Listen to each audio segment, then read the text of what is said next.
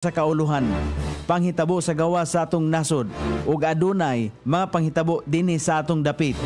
Mga panghitabo nga mao'y makapaikag sa katawhan, nga mabinantayon sa lakat ug dagan sa panahon karon. Itanyag ning istasyon DXSR ang 7 o'clock Breakfast News.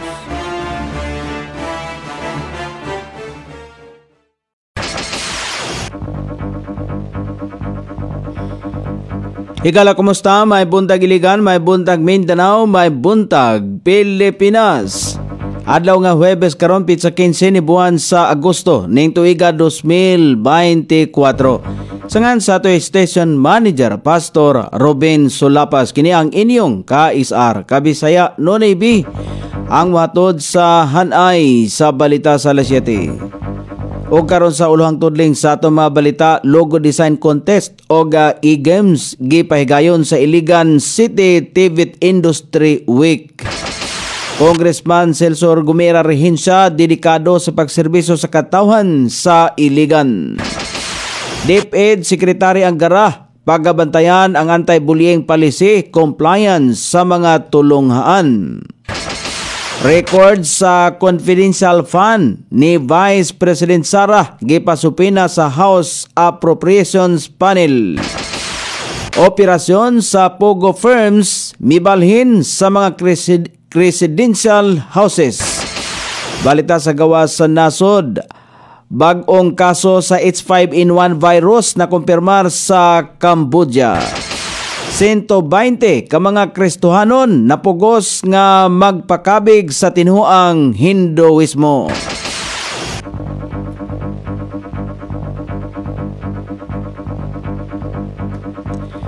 Kini ang ulohang tudling sa atong mga balita nga dalit kanato ning istasyon. DXSR 106.7 sa inyong FM dial. Ang bugtong radyo sa dakbayan sa Iligan nga nagsibya sa balang kasulatan, pinasubay sa inspired and preserved, not simply dictated King James Version sa Anchor Broadcasting Corporation. O karon sa kompleto nga detalye, una sa balita dinhi sa Iligan, nagtigi ang mga estudyante ug scholar sa Technical Vocational Education and Training Institutions sa syudad sa ilang logo design og e-games. Sumala pa ni Richard Barabag, School Principal sa Athena Institute of Training Assessment, magpakita sa ilang ang ilang mga estudyante ang ilang kahanas sa pagserbisyo kon pagdisenyo og logo alayon sa kasaulugan. Sa nasong kalihukan, gipahigayon ang e-games Mobile Legends kung asa masukod ang estratehiya, gameplay skill o teamwork sa mga estudyante. Maka-interact o communicate usab ang mga matag team nga kauban sa naasoyng dula. Si Congressman Celso Gomera Rehencia dedikado sa pagserbisyo sa katawan sa Iligan. Pinagi sa konsensus, gituyo niya ang pagsusi sa mga paagi aron na mapalambo ang potensyal sa matag individual sa Iliganon. Usa ka bahin nga gihinganlan og tabang mao ang edukasyon. Labi na pinagi sa TISDA, isip nagrepresentar kang Congressman Rehencia si retired General Leone Royga.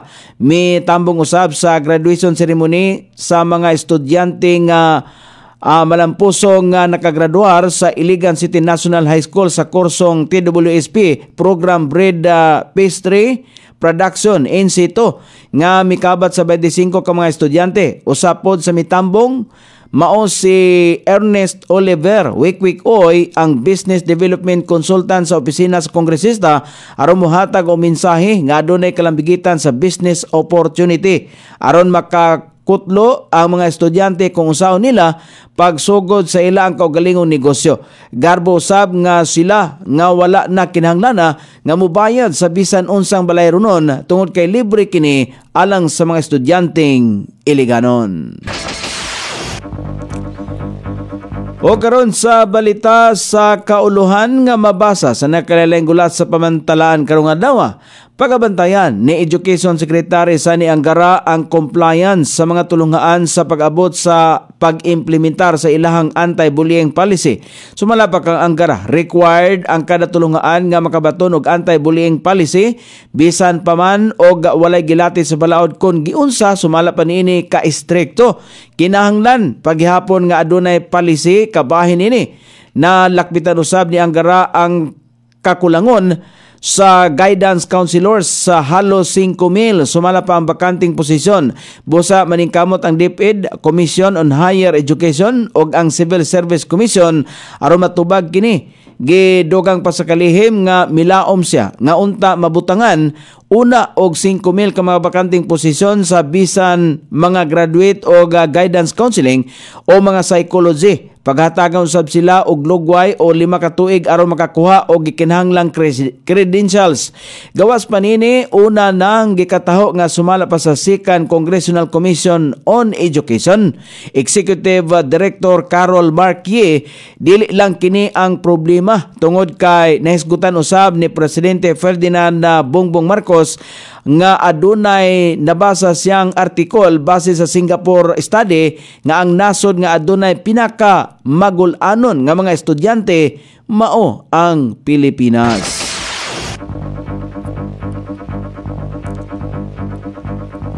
Walay misupak sa pagpasubina sa mga record kung giunsa sa paggasto ni Vice President Sara Duterte ang confidential fund niini sa ilalom sa Office of the Vice President ug sa kanin niining gidumalahan ang Department of Education DepEd sa pagdungog sa House Committee on Appropriations niadtong Martes. Gipatin-aw ni COA Chairperson na Gamaliel Cordova nga dili mamahimong nga basta na lamang ipagawa sa ahensya ang impormasyon nga adunay kalabutan sa confidential fund.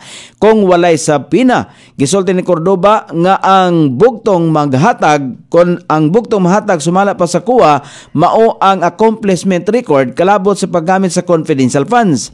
Sumala pa kang Cordova nga kada quarter ang nagsumiti ang mga ahensya nga adunay confidential fund sa accomplishment report sa Office of the Speaker, Office of the Senate President o Office of the President. Aron na makakuha og kopya, nagmosyon si ECT Teachers Representative Franz Castro nga ipasupina ang record sa confidential fund sa Office of the Vice President. Niatong 2022 ug 2023, misigunda usab si Gabriela Representative Arlene Brusas sa naasong motion. Gipahilakip usab ni Kabataan Representative Raul Manuel ang record sa confidential funds sa DepEd. Walay misupak sa mga motion, busa giaprobahan kini ni House Committee on Appropriations Senior Vice Chairperson Estela Los Kimbo nga maoy presiding officer sa naasoing pagdungog.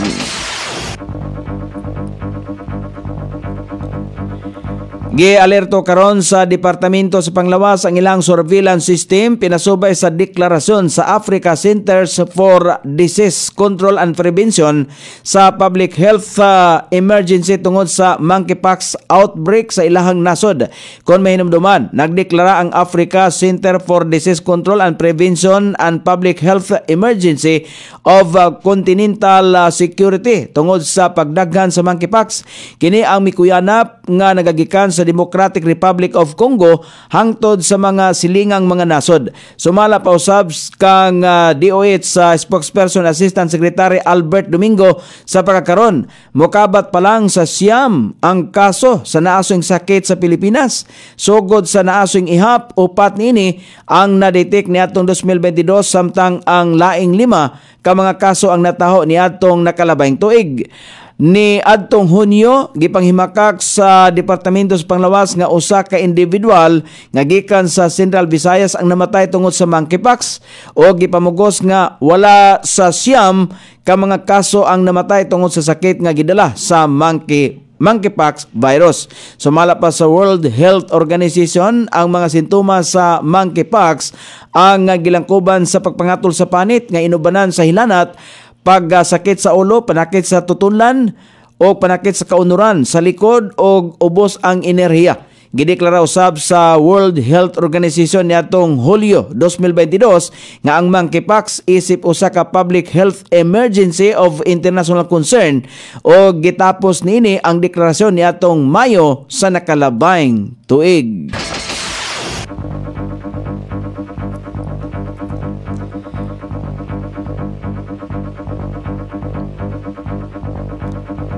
Sa katapusang bahin sa balita sa kauduhan, may balhin na sa mga residential house ang operasyon sa mga Philippine offshore gaming operator firms. Kiniluyo sa gipahigayon nga crackdown sa gobyerno ngadto sa mga online gambling facilities sa nasod human nga gimando kini ni Presidente Bongbong Marcos. Kini ang gikumpirmar sa National Bureau of Investigation dungan sa pagkasikop sa 24 ka mga Pilipino ug 5 ka mga foreigner nga sumala pay nalambigit sa lain-laing klase sa scamming activities. Sumala pa kang NBI Cybercrime Division Chief Jeremy Lutok ang naarestong mga suspek ang kabahin sumala pa sa splinter group sa Pugo Hub. Dugang paniya nga tungod sa pagsumpo sa illegal nga Pugo ug ang pagdili nga gimando sa presidente gibalhin na sa mga offshore gambling firm ang ilang operasyon sa mga residential house sa mga subdivision. Tungod nini, miangkon ang opisyal nga mas malisod na karon nga matumbok og madakpan kini nga sa mga otoridad.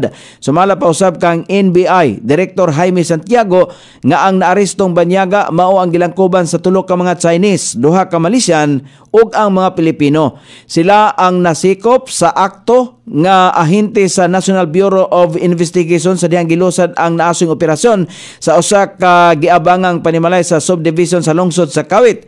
Na-recover gikan sa mga naarestong individual ang pre-registered SIM card, GCash accounts, computer device nga adunay sulod nga script, cellphone o text blast machine. O karon sa balita sa gawas sa nasod, nataho sa nasod sa Cambodia ang bagong kaso sa H5N1 virus. Diin ana sa Siam ang mga kaso nga nataho sa nasod karong tuiga.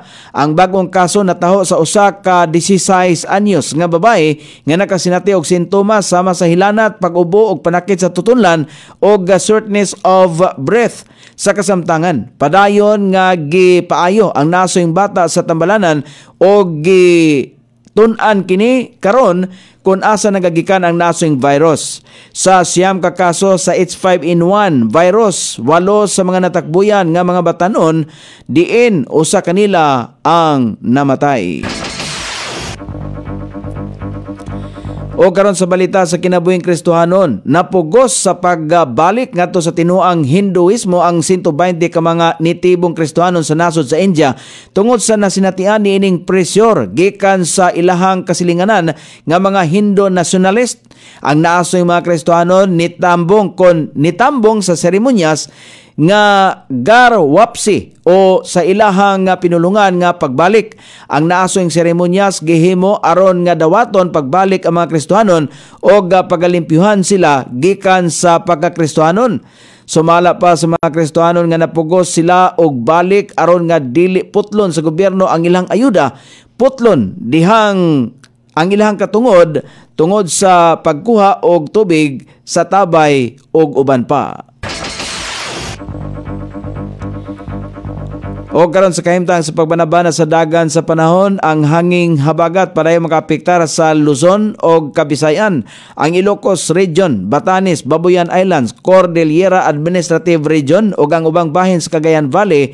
Ang makatagamtam mo madag-umon nga kalangitan inubanan sa patak-patak ka mga pagulan kini epekto sa hanging habagat. Ang Mindanao o ang ubang bahin sa nasod nga Pilipinon ang makasinati gyapon sa madag-umon nga kalangitan karong adlaw. Inubanan sa katak-katak mga pagulan, epekto sa localized thunderstorm. Sukod sa temperatura, dinis sa dakbayan siligan ang kabugnaon ana sa 25 ug ang kainiton musangko sa 33 degrees centigrado. Ang adlaw misilang kaganiya sa alas 5:42 ug mosawop unya sa alas 6:19 sa sayong takna sa kagabhion. Inyong nabati ang kinatibuk ang hanay sa balita sa alas 7 nga dalit kanato ning istasyon. DXSR 106.7 sa inyong FM dial. Ang bugtong radyo sa Dakbayan Siligan nga nagsibya sa balaang kasulatan, pinasubay sa inspired and preserved, not simply dictated King James Version sa Angkor Broadcasting Corporation. Sangan sa tigsuwat sa atong balitang internasyonal o sa kinabuhing Kristohanon pitjan sa balita lokal Coney Island. Sa ato'y station manager Pastor Ruben Solapas. Kini ang inyong kaisar Kabisaya Nonay B. Magpasalamat og moingon. Mayong buntag Iligan.